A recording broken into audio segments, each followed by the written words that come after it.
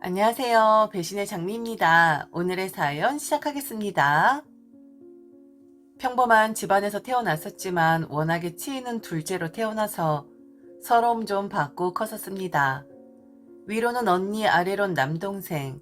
지금 제 나이가 40이 넘었는데 아들 낳으려고 저를 낳았었는데 딸이라고 하니 매우 실망을 했었다는 이야기를 들었었죠. 저는 제가 정확하게 태어난 날을 알지 못합니다. 그렇기 때문에 몇 시에 태어났는지도 알지 못하죠. 이 이야기를 하며 한도 끝도 없는데 우선 언니는 첫째니까 병원을 주기적으로 다녔다고 했었고 물론 병원에서 태어나서 기록이 남아있는 상태라 몇 킬로그램인지까지 아는 상황이었죠. 남동생은 그렇게 기다리고 기다렸었던 아들이니까 당연히 병원에서 태어났죠. 저 같은 경우는 성별이 딱 여아라고 밝혀졌을 때부터 병원 진료를 중단했다고 하더라고요. 말론 할머니가 그리하라고 했다는데 뭐 그럴 수도 있고 아니면 또 딸이라고 하니 그냥 대충 낳자 라는 부모님의 생각이 들어갔을 수도 있고요. 외할머니 안방 아랫목에서 저는 태어났습니다. 새벽이라고 했다가 저녁이라고 했다가 외할머니가 저를 받으셨다고 하더라고요. 그래서 저는 정확하게 제가 언제 태어났는지 몇 시에 태어났는지 혹은 내가 태어났을 때 몸무게 몇 킬로그램이나 나갔는지 알지 못합니다. 그런데 이 생일도 그래요. 결혼을 하고 나서 엄마가 제게 가르쳐준 생일과 남편에게 가르쳐준 생일이 다르다는 것을 알게 되었거든요. 음력 1월 23일이라고 엄마는 제게 알려줬었는데 남편에게는 음력으로 1월 25일이라고 했다고 하더라고요. 23일과 25일 갭 차이가 좀 큰 편이죠. 그때 알았어요. 내 생일이 정확하지 않구나. 그리고 나는 언니나 동생처럼 병원에서 태어난 게 아니라 집에서 태어난 거였구나. 이게 일반적인 게 아니라 차별이었구나 라는 것을요. 시댁이 독실한 불교이신데 사주팔자가 그리 중요하다 하시더라고요. 그래서 남편이 엄마에게 전화를 해서 생년월일과 시를 물어봤는데 시는 제대로 모르겠고 생년월일을 제가 아는 바와는 다르게 가르쳐줘서 그때 알게 된 거였습니다. 그래서 저는 지금 생일을 1월 24일로 챙겨 먹고 있어요. 낳느라 고생한 엄마는 정신이 없어서 기억을 못할 것이고 나를 받으셨다는 외할머니는 돌아가셨으니 물어볼 수 없고 나중에 죽어 외할머니를 만나면 꼭 물어보고 싶긴 합니다. 도대체 언제 태어난 거냐고요. 그럼 저라도 좀 기억을 했으면 하는데 이제 막 태어난 애가 달력 보고 아 오늘이 몇 월 며칠이구나 시계 보면서 아 내가 지금 이 시간에 태어났구나 혹은 체중계에 올라가서 내 몸무게는 이 정도구나 라고 할 순 없잖아요. 완전 미궁 속으로 빠져든 거죠. 태생부터가 차별로 시작을 했는데 살면선 오죽했겠습니까? 그리고 저는 지금 개명을 한 상태인데 태생은 그렇다 치자고요. 정말 제가 10분 이해를 해서 어찌되었든 태어난 게 중요한 거니까 그 땅의 날짜와 시간 뭐가 그리 중요해. 그리고 사주팔자 그런 건 다 내가 만들어가는 것이고 어차피 그런 거 믿지도 않으니까 그렇다 치자고요. 이름은 참 그렇습니다. 그냥 대충 지은 게 딱 보이거든요. 언니의 이름과 남동생의 이름은 아주 좋습니다. 그런데 저는 정말 흔하디 흔한 그런 이름이었거든요. 그냥 중간에 아무거나 넣어서 뒤에 영자만 붙이면 여자 이름 같으니까 그런 대충 지은 이름 있잖아요. 결국 개명을 하긴 했는데 이 부분은 개명 전에 부모님께 말씀을 드리긴 했었습니다. 나의 출생까진 내가 이해를 하겠다만 그래도 평생 죽을 때까지 아니 죽어서 저승에 가더라도 불릴 이름인데 좀 정성스럽게 지어줄 순 없었느냐라고요. 응답하라였나? 거기 둘째 딸 이름이 참 촌스럽잖아요. 그 둘째 딸도 자기 이름을 가지고 부모님을 원망했었는데 제가 딱 그런 짝이었었죠. 원망스럽더라고요. 너무 대충 아무렇지 않게 쓱 하고 밀어버린 제 인생 같아서요. 그래서 악착같이 공부했고 더 악착같이 돈 벌었습니다. 좋은 남자 만나기 위해서도 노력을 했었고요. 내 집에선 차별받고 자랐지만 그거 티내고 싶지 않았고 다른 형제들을 미워했다기보단 그 형제들보다 솔직히 잘 살고 싶었습니다. 뽐내고 누르고 싶어 그런 게 아니라 그게 저를 위하는 길이라고 생각을 했었거든요. 결론적으로는 저는 언니보다 남동생보다 더 잘나긴 했습니다. 공부는 비슷비슷했는데 돈이 꼬이는 그런 운은 제가 제일 많긴 했거든요. 그렇게 차별받고 컸었는데 결혼하고 형편 제일 넉넉하니까 부모님이 제게 의지를 많이 하시더라고요. 우리 딸 하면서요. 처음 들었습니다. 우리는 너를 의지하면서 살아 라는 말 말이죠. 암튼 결혼하고 어느 정도 자식된 도리로서 부모님 지원 아끼지 않았었고 막 자격지심에 차별받은 것에 대해 원망해가면서 살았던 건 아니에요. 그런데 왜 앞에서 저리 주저리 떠들어댔냐? 이유가 있거든요. 제 속에 있었던 원망의 씨앗을 꺼내는 일이 말이죠. 친정 식구들과는 소소하게 돈 문제가 많이 얽혀 있긴 했었습니다. 그리고 큰일도 몇 번 있긴 했었죠. 그럴 때마다 도와주니까 너무 당연하게들 생각을 하더라고요. 그리고 더 나아가선 제 주머니 사정은 고려도 안 하고 무조건 달라고만 하더라고요. 돈 잘 벌지 않냐고. 너는 우리보다 낫지 않냐고. 부모님도 같은 입장이셨어요. 몇 번 도와주고 또 도와주고 하니 너는 금방 그 돈 벌 수 있지만 다른 애들은 그렇지 못한다. 너는 강하니까 잘 이겨낼 수 있지만 다른 애들은 너만큼이 아니라서 지금 이 어려움 견뎌내질 못한다. 어쩔 수 없지 않느냐. 네가 이번에만 희생을 좀 해라. 너에게 면목 없지만 그래도 네가 가장 잘 되었고 잘났지 않느냐. 당연하더군요. 말로만 저를 걱정하는 척을 했고 결국엔 보면 좋은 일엔 자기들끼리 이야기를 하면서 제게는 힘든 일 있을 때만 아쉬운 소리 해야 할 때만 연락을 해오더라고요. 싹 다 퍼부었습니다. 나를 차별했었던 것, 기억 안 난다고 하지 말라고, 몰랐다고 하지 말라고, 의도하진 않았었겠지만 분명히 나는 덜 나쁜 손가락이었었고 언니나 동생이 아픈 손가락이었었다. 나는 덜 아픈 애니까 내 사정 하나 고려하지 않고 아픈 애들 퍼다주는 것이냐고. 한두 번은 가족이니까 해줄 수 있다 치지만 나도 결혼한 사람이고 엄연히 가정이 있는 사람인데 언제까지 형제들 부모들 뒤치다거리만 해야 하는 거냐 난리를 쳤네요. 그리곤 다시 보지 말자 했습니다. 어차피 원래부터 있어도 그만 없어도 그만인 사람 아니었었냐고.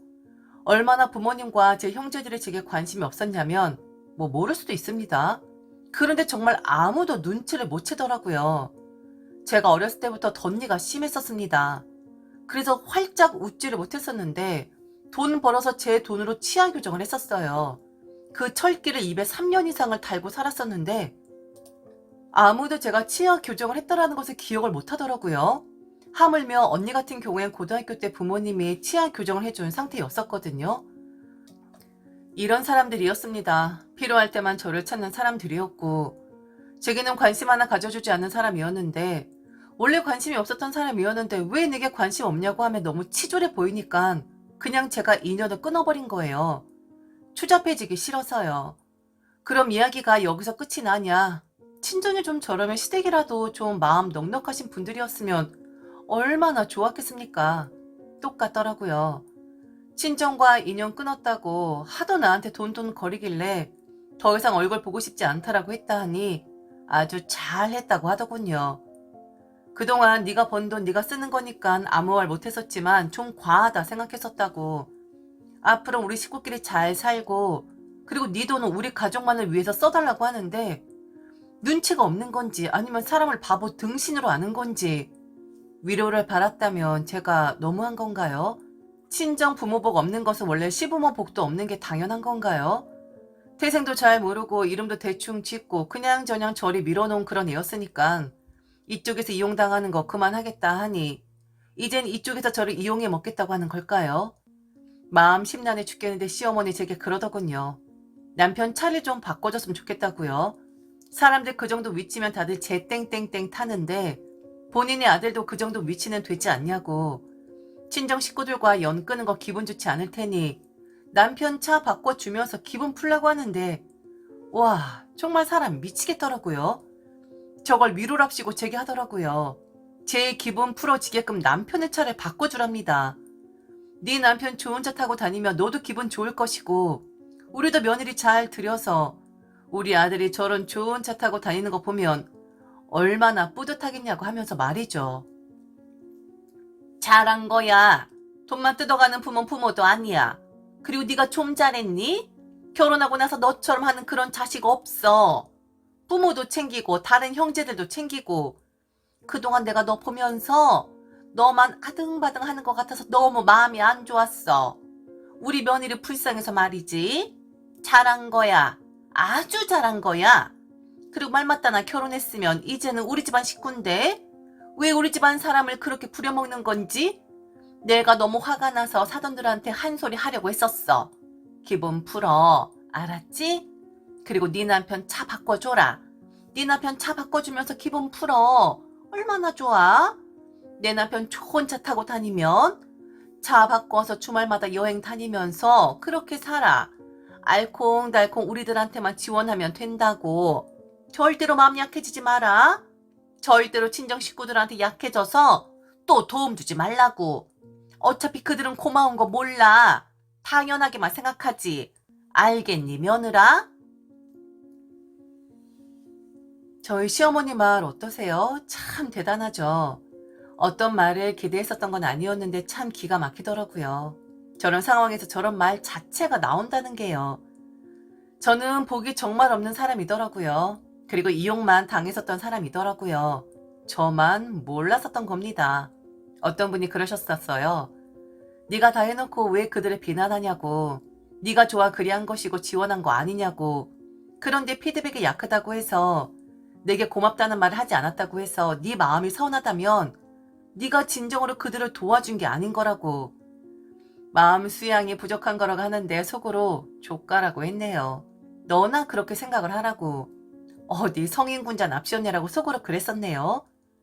시어머니 말을 한참 듣고 있던 저는 웃으면서 그랬습니다. 이젠 그 누구에게도 지원하지 않겠다고요. 설령 그게 남편이라고 할지도요.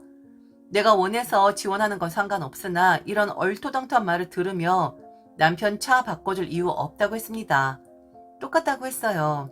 어머니나 저희 친정 식구들이나 생각하는 게 똑같다고요. 그게 제 기분이 풀어지는 건가요? 왜요?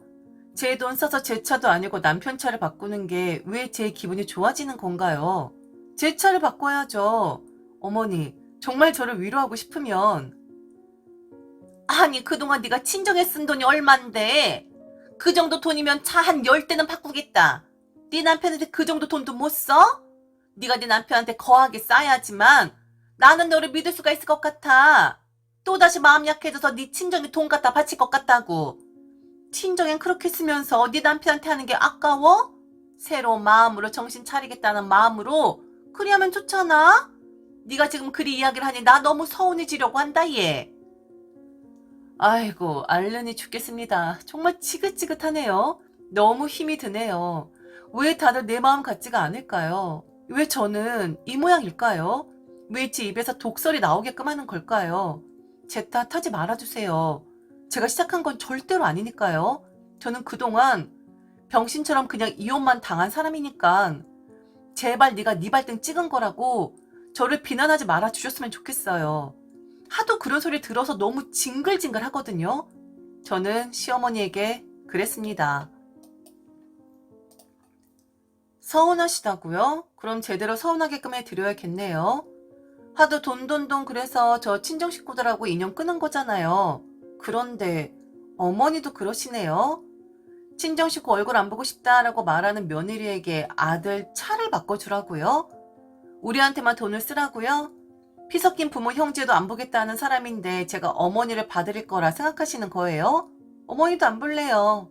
돈돈돈 거리는 것들 더 안 보고 싶거든요.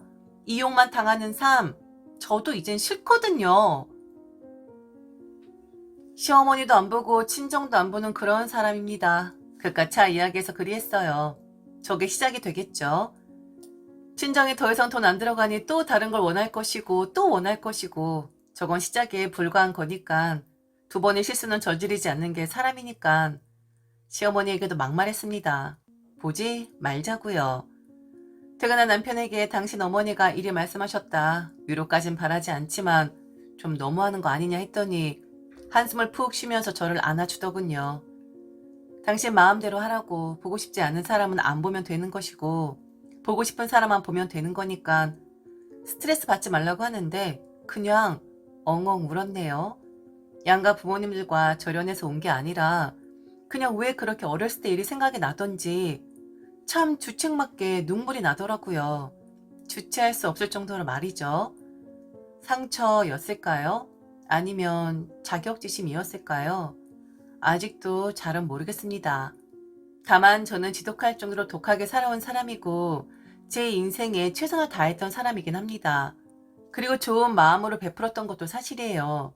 그런데 그들이 삐딱선을 탄 거였습니다. 조금만 저를 배려하는 말을 했었더라면 아마도 저는 지금까지 호구 노릇을 하고 있었을지도 몰라요. 그런데 그 호구가 알아차린 거죠. 그들의 뻔뻔함에 말이죠. 지금까지 들어줘서 진심으로 감사합니다. 이상 배신의 장미였습니다.